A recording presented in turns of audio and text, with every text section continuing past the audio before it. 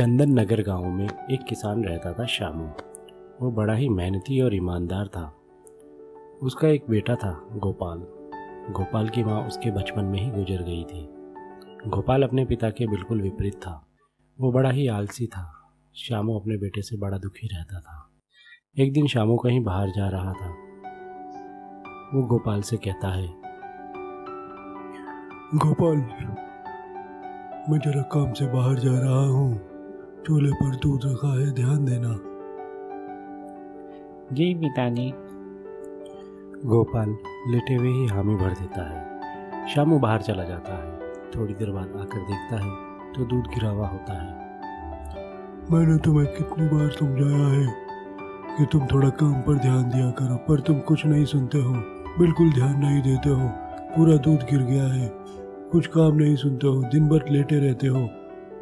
शामू गुस्से से कहता है और गोपाल सिर झुकाए सुनता रहता है। एक दिन शामू कहीं बाहर जा रहा था। रास्ते में उसे रामू काका मिलते हैं। प्रणाम रामू काका। खुश रहो, खुश रहो। बाकी सब कैसा चल रहा है? क्या बताऊं रामू काका, गोपाल दिन ब दिन आलसी होता जा रहा है। मुझे उसी की चिंता लगी रहती है, कुछ काम नहीं करता। इस उम्र में बच्चे मनमौजी हो जाते हैं, सब ठीक हो जाएगा।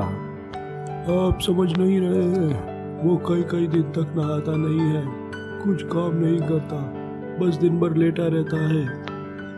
अरे भाई, उसे डॉक्टर को दिखाओ, कहीं कुछ बीमार तो नहीं है। डॉक्टर को भी दिखाया था पर कुछ नहीं हुआ। वो आलस से घिरा रहता है। ये बहुत गंभीर समस्या है। कुछ समझ में नहीं आ रहा। उसका भविष्य मुझे अंधेरे में दिखाई देता है। वो बस लेटे लेटे करोड़पति होने के सपने देखता रहता है।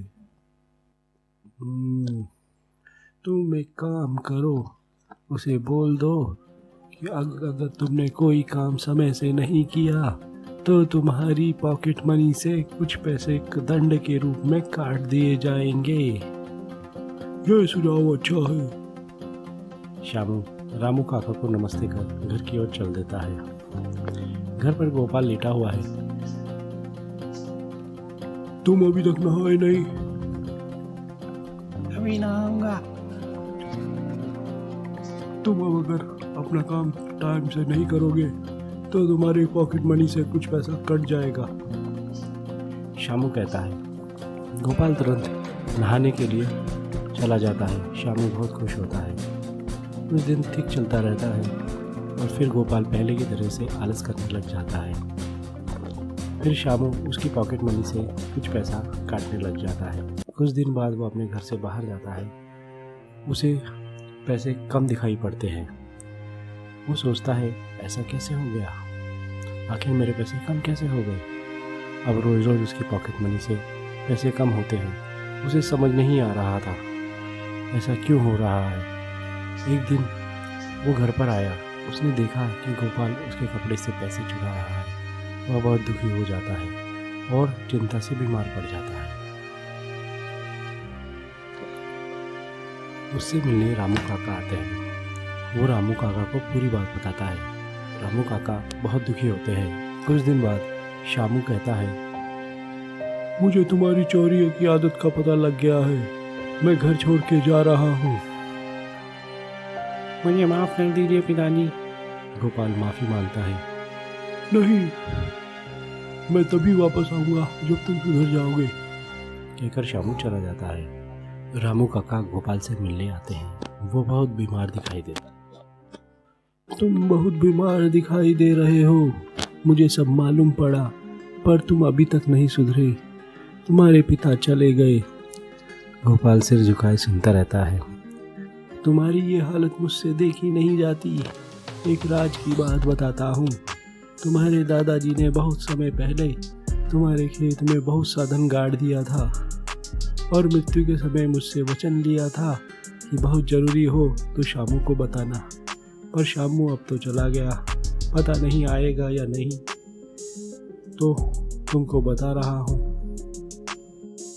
कहाँ गाड़ रखा है? ये तो नहीं बताया, पर खेत में कहीं गाड़ रखा है। कहता था बहुत धन है, सोचा तुम्हें बता दूं। पर ये सच है? तुम्हारी इच्छा, तुम सच मानो या झूठ। दूसरे दिन गोपाल खेत खोदने लगता है। वहाँ कुछ नहीं निकलता। यहाँ तो कुछ नहीं निकला। निकलेगा निकलेगा। धीरे धीरे गोपाल पूरा खेत खोद देता है, पर कुछ नहीं निकलता। यहाँ तो कुछ नहीं निकला, आप मुझे बेवकूफ बना रहे हो। गोपाल गुस्से से कहता है, ऐसे कैसे निकलेगा? बीज डालोगे तभी तो निकलेगा।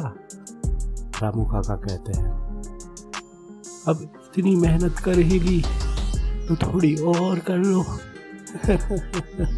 रामू काका हंसते हुए कहते हैं। गोपाल उनकी बात समझ चुका था। वो बीज डालता है और मेहनत करता है। फसल अच्छी होती है। इतनी अच्छी फसल हुई है, पिताजी होती तो बहुत खुश होते। गोपाल रामू काका से कहता है। फिर पीछे देखता है, उसके पिताजी पीछे खड़े होते हैं और दोनों रोते हुए एक दूसरे के गले लग जाते हैं।